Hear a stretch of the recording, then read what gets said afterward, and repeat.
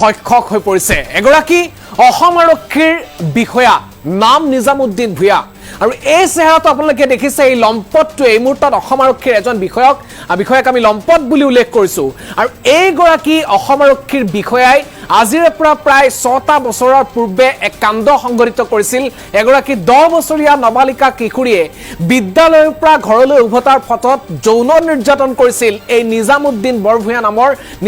ভূঞা নামৰ এই লম্পটটোৱে আৰু এই লম্পটটোৰ বিৰুদ্ধে এতিয়া আদালতৰ তৰফৰ পৰা শাস্তি ঘোষণা কৰা হৈছে 5 বছৰ ৰঙাঘৰ আলহী হ'ব লাগিব অসম আৰক্ষীৰ এগৰাকী বিষয়া আৰু তাৰ সমান্তৰালকৈ আদায় দিব লাগিব 50,000 টকাৰ জৰিমনা এই মুহূৰ্তত জনাইছো এক গুৰুত্বপূৰ্ণ খবৰ নবালিকাক ধৰ্ষণৰ অভিযোগত অসম আৰক্ষীৰ এজন বিষয়াক কাৰাদণ্ড বিহা হৈছে 5 বছৰ কাৰাদণ্ডৰ লগতে 50,000 টকাৰ জৰিমনা বিহা হৈছে নিজামুদ্দিন ভূঞা নামৰ অসম আৰক্ষীৰ এগৰাকী বিষয়াৰ বিৰুদ্ধে পক্সৰ গোচৰত বৰ্তমান অৱস্থাত দোষী সাব্যস্ত হৈছে 5 বছৰ কাৰাদণ্ড হ'ব 10 বছৰীয়া কিশোৰীক যৌন নিৰ্যাতনৰ গোচৰত এই শাস্তি প্ৰদান কৰা হৈছে আদালতে 50,000 টকাৰ জৰিমনা বিহিছে লম্পট নিজামুদ্দিন ভূঞা তেখেত প্ৰফেশ্যন অৰ্থাৎ তেখেতৰ যি বৃত্তি আছিল সেয়া আছিল অসম আৰক্ষীৰ এগৰাকী বিষয়া তেখেত জনহিতাৰ্থে বা জনহিতৰ সেৱাৰ অৰ্থে অসম আৰক্ষীত যোগদান কৰিছিল আৰু বিষয়া পৰ্যায়ৰ এগৰাকী লোকে যি ধৰণৰ কাণ্ড সংঘটিত কৰিছিল সেই কাণ্ডই এতিয়া সকলোকে চকু কপালত তুলিছে অভয়াপুৰী অতিৰিক্ত সত্ৰ ন্যায়াধীশ ভূপেন কুমাৰ নাথৰ বিচাৰপীঠে এই ৰায় প্ৰদান কৰিছে ভুক্তভোগীক পৰ্যাপ্ত ক্ষতিপূৰণ দিয়াৰো নিৰ্দেশ দিছে জিলা আইনী কোষে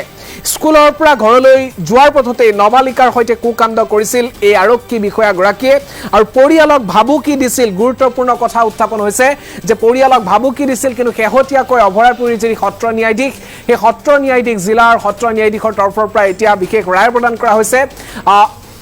পক্সৰ গোচৰত 5 বছৰ কাৰাদণ্ড বিহা হৈছে আৰু এই মুহূৰ্তত আমি সেই সমগ্ৰ ঘটনা সংঘটিত হৈছিল তেখেত কোৰ্ট কৰ্মৰত আছিল এই ঘৃণনীয় কাণ্ড কৰা অসম আৰক্ষীৰ এগৰাকী বিষয়া যিয়ে তেওঁলোকে আইন ৰক্ষণাবেক্ষণৰ শপত লয় আৰু তেনেধৰণৰ অসম আৰক্ষীৰ এগৰাকী বিষয়াৰ চৰিত্ৰ এই মুহূৰ্তত পোহৰলৈ আহিছে নিজামুদ্দিন ভূঞা আৰু এই মুহূৰ্তত সবিশেষ জানিম আমি সংযুক্ত হৈছো DY 365ৰ ডেপুটি চিফ ৰিপৰ্টাৰ মাধৱ দাসৰ সৈতে মাধৱ দা সমগ্ৰ ঘটনা কিদৰে সংঘটিত হৈছিল কি ধৰণৰ বিচাৰ বা অসম আৰক্ষীত পুনৰ এক প্ৰকাৰ কালিমা খানিছে এইগৰাকী বিষয়া পৰ্যায়ৰ লম্পট বুলি আমি উল্লেখ কৰিছো কি আছে জনাব সবিশেষ তথ্য মাধৱ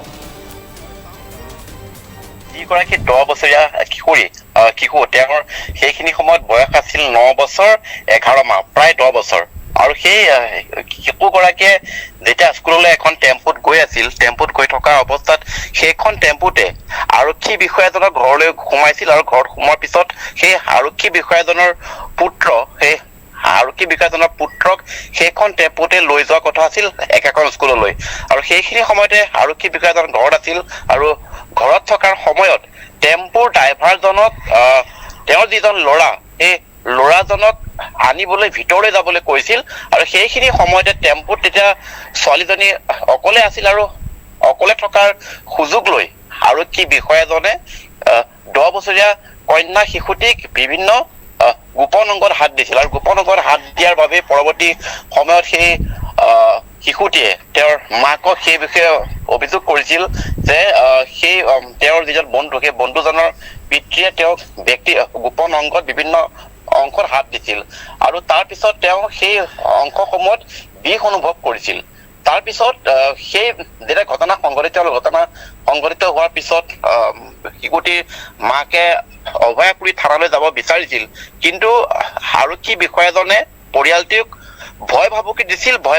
দিয়াৰ বাবে প্ৰায় 7 দিনকৈ গোচৰটো দিয়া হৈছিল অৰ্থাৎ 7 দিন পলমকৈ এজাহাৰ দিয়া হৈছিল অভয়াপুৰী থানাত আৰু যেতিয়া এজাহাৰখন দিয়াৰ পিছত পৰৱৰ্তী সময়ত আৰক্ষী লোকজনৰ বিৰুদ্ধে ব্যৱস্থা গ্ৰহণ কৰিছিল গোচৰটো ৰুজু কৰিছিল 2018 চনৰ 30/6/2018 ঘটনা আছিল আৰু গোচৰটো ৰেজিষ্টাৰ কৰিছিল 7/7/2018 অৰ্থাৎ প্ৰায় 7 দিন পলমকৈ গোচৰটো ৰুজু কৰা হৈছিল অৱশ্যে এই গোটেই বিষয়টোৰ ক্ষেত্ৰত যেতিয়া গোচৰটোৰ চাৰ্জশ্বিট দিয়া হ'ল চাৰ্জশ্বিট দিয়াৰ সময়ত চাৰ্জশ্বিটৰ লগত এই মেডিকেল ৰিপৰ্ট গাঁঠি দিয়া হৈছিল, কিন্তু মেডিকেল ৰিপৰ্টত কোনো ধৰণৰ ইনজুৰি নাছিল। কাৰণ শিশুটিক হাতেৰে স্পৰ্শ কৰা হৈছিল আৰু হাতেৰে স্পৰ্শ কৰা সময়ত তেওঁৰ গাত কোনো ধৰণৰ ইনজুৰি পোৱা নাছিল, যাৰ বাবে গোচৰটোৰ বিচাৰ কৰাৰ ক্ষেত্ৰত জটিলতা আহিছিল। কিন্তু যিখিনি প্ৰমাণ, সেইখিনি সময়ত যিখিনি প্ৰমাণ আছিল যে শিশুটিক যেতিয়া স্কুললৈ গৈ আছিল, স্কুললৈ গৈ থকাৰ সময়ত টেম্পুৰ চালকজনে যিখিনি সাক্ষ্য দিছিল যে তেওঁক ভিতৰলৈ যাবলৈ দিয়া হৈছিল, সেই যিটো পৰিৱেশ, সেই পৰিৱেশটো ডিনাই কৰিব পৰা নাযায়। কাৰণ সেইখিনি সময়ত শিশুটি অকলে আছিল সেইখন টেম্পু ভেনখনত, আৰু সেই অকলে থকাৰ সুযোগ লৈয়ে আৰক্ষী বিষয়াজনে শিশুটিক বিভিন্ন গোপন অংগত হাত দিছিল। এনে অৱস্থাত ন্যায়াধীশ অভয়াপুৰীৰ অতিৰিক্ত সত্ৰ ন্যায়াধীশ ভূপেন কুমাৰ নাথে এই গোটেই গোচৰটো চালি জাৰি চাইছিল, আৰু চালি জাৰি চোৱাৰ অন্তত যিসমূহ চাৰ্কামটেঞ্চিয়েল এভিডেন্স, অৰ্থাৎ যিহেতু মেডিকেল ৰিপৰ্টত কোনো ধৰণৰ স্পষ্টকৈ ইনজুৰি কথা নাছিল, কাৰণ কেৱল হাত দিছিল গোপন অংগত, আৰু সেয়েহে চাৰ্কামটেঞ্চিয়েল যিখিনি এভিডেন্স, সেই এভিডেন্সখিনি বিচাৰ কৰি আৰু তেখেতৰ শিশুটিৰ পিতৃ মাতৃ তেওঁলোকৰ এভিডেন্স লৈছিল, আৰু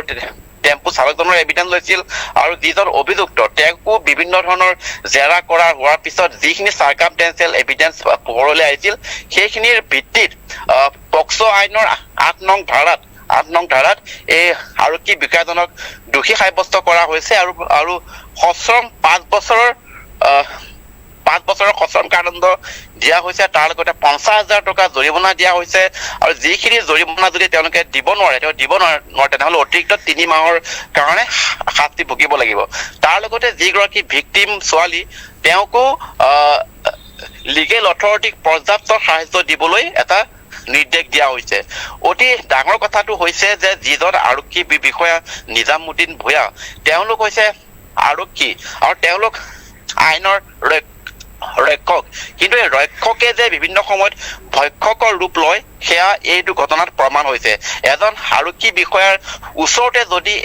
এটি শিশু বা এজনী কিশোৰী যদি সুৰক্ষিত নহয়, তেনেহ'লে সাধাৰণ নাগৰিকৰ ওচৰত কেনেকৈ সুৰক্ষিত হ'ব, এয়া ডাঙৰ প্ৰশ্ন। তেওঁলোকে বিভিন্ন সময়ত আৰক্ষী থানাত কাম কৰে, আৰু তেওঁলোকে বিভিন্ন সময়ত আইনৰ ৰক্ষকৰ ভূমিকাত থাকে। আইন যাতে সকলোৱে পালন কৰে তাৰ কাৰণে তেওঁলোকে দায়িত্ব ল'ব লাগে। তেনে এজন আৰক্ষী বিষয়াই স্কুললৈ যোৱাৰ সময়তে এটি 10 বছৰীয়া কিশোৰীৰ গোপন অংগত হাত দি যিদৰে তেওঁক যৌন নিৰ্যাতন চলালে, সেই ঘটনা নিশ্চয়কৈ এটা অতি বিৰল ঘটনা, আৰু অভয়াপুৰী সত্ৰ ন্যায়াধীশৰ আদালতে এই গোটেই গোচৰটোক অতি গুৰুত্ব সহকাৰে লৈছিল, আৰু তন্নতন্নকৈ সকলোবোৰ সাক্ষ্য প্ৰমাণ লোৱাৰ পিছত আজি অভয়াপুৰী সত্ৰ ন্যায়াধীশৰ আদালতে অতিৰিক্ত সত্ৰ ন্যায়াধীশ ভূপেন কুমাৰ নাথে যিটো ৰায় দিয়ে, সেই ৰায়টোৱে আগন্তুক সময়ছোৱাত নজিৰ সৃষ্টি কৰিব। আৰু এই ধৰণে পক্সো গোচৰত যেতিয়া কোনোবা এজনক দোষী সাব্যস্ত কৰা হয়, সেই ধৰণৰ ঘটনাসমূহ যিমান পাৰি সিমান প্ৰচাৰ ল'ব লাগে, যাতে যিসমূহ লোকে এই ধৰণৰ ঘটনা সংঘটিত কৰিবলৈ আগুৱাই আহে তেওঁলোকে চিন্তা কৰিবলৈ ভয় কৰে। আৰু এই নিজামুদ্দিন ভূঞা নামৰ যিজন আৰক্ষী বিষয়া, তেওঁৰ আৰক্ষীৰ দায়িত্ব পালন কৰি থাকিও যি ধৰণৰ ঘটনা সংঘটিত কৰিলে, সেয়া সঁচাকৈয়ে এখন সমাজৰ কাৰণে অতি লাজ লগা বিষয়। আৰু এইটো গুৰুত্বপূৰ্ণ বিষয় এটাই হৈছে যে বহুতো আৰক্ষী বিষয়া নাজানে যে আইনৰ কোন ধাৰা কোন বিষয়ত তেওঁলোক অধিক সজাগ সচেতন হ'ব লাগে, আৰু কেনেকৈ তেওঁলোকে আৰক্ষীৰ সাজত থাকিলে বা আৰক্ষী লোক হ'লে কেনেকৈ আইনৰ ৰক্ষক হ'ব লাগে, সেই বিষয়ে কিন্তু বহুতো আৰক্ষী লোকে নাজানে, আৰু যাৰ বাবে এই ধৰণৰ ঘটনা সংঘটিত হৈছে। আৰু এই কণমানি যিটো 10 বছৰীয়া শিশু, সেই কন্যা শিশুটিক যিদৰে অত্যাচাৰ চলালে এই আৰক্ষী বিষয়াজনে, সেই বিষয়াজনক 5 বছৰ সশ্ৰম কাৰাদণ্ড দিয়া হৈছে। যিহেতু ইয়াত কোনো ধৰণৰ ফিজিকেল এছাল্ট যদিও আছিল, মেডিকেলি তেওঁক প্ৰমাণ কৰিব পৰা নাছিল, কিন্তু গোপন অংগত হাত দিয়াৰ বাবে পক্সো আইনৰ 8 নং ধাৰাত এই আৰক্ষী বিষয়াজনক দোষী সাব্যস্ত কৰা হৈছে। লগতে 50,000 টকাৰ জৰিমনা বিহা হৈছে, আৰু তেওঁ 5 বছৰ সশ্ৰম কাৰাদণ্ড বিহা হৈছে। 5 বছৰ তেওঁ কাৰাগাৰ কটাব লাগিব। নিশ্চয়কৈ এই মুহূৰ্তত আমাৰ DY365ৰ ডেপুটি চিফ ৰিপৰ্টাৰ মাধৱ দাসে সমগ্ৰ তথ্য উল্লেখ কৰিলে, কিদৰে ঘটনা সংঘটিত হৈছিল, প্ৰতিটো তথ্য জনালে, তেওঁক ধন্যবাদ জনাইছো। আৰু এটা কথা উল্লেখ কৰিব লাগিব যে অসম আৰক্ষীৰ যি খাকী পোছাকত দাগ লগাইছে এই নিজামুদ্দিন ভূঞাই, এগৰাকী আৰক্ষীয়ে যিদৰে সমাজৰ যিকোনো লোকক সুৰক্ষা দিব লাগে তাৰ বিপৰীতে আৰক্ষী বিষয়াৰ ওচৰত অসুৰক্ষিত হৈছে অসমৰ এটা প্ৰান্তৰ এগৰাকী জীয়ৰী তেনেধৰণৰ ঘটনা সংঘটিত হৈছে আৰু ইয়াৰ পিছত এই শাস্তি প্ৰদান কৰা হৈছে শাস্তিৰ পিছত এনেধৰণৰ মানসিকতাসমূহ সমাজৰ পৰা নাইকিয়া কৰাৰ ক্ষেত্ৰত এক ব্যৱস্থা গ্ৰহণ কৰা হৈছে আশা কৰা হ'ব যে এনেধৰণৰ মানসিকতা সমাজৰ পৰা দূৰ হ'ব আৰু এই লম্পটটোৱে পুনৰ 5 বছৰ পিছত চাকৰি ঘূৰাই পায় নে নাপায় বা তেওঁৰ ওপৰত পৰৱৰ্তী অৱস্থাত কি ধৰণৰ ব্যৱস্থা গ্ৰহণ কৰা হ'ব তাক লৈ লক্ষ্য ৰাখিব অসমৰ জনতাই।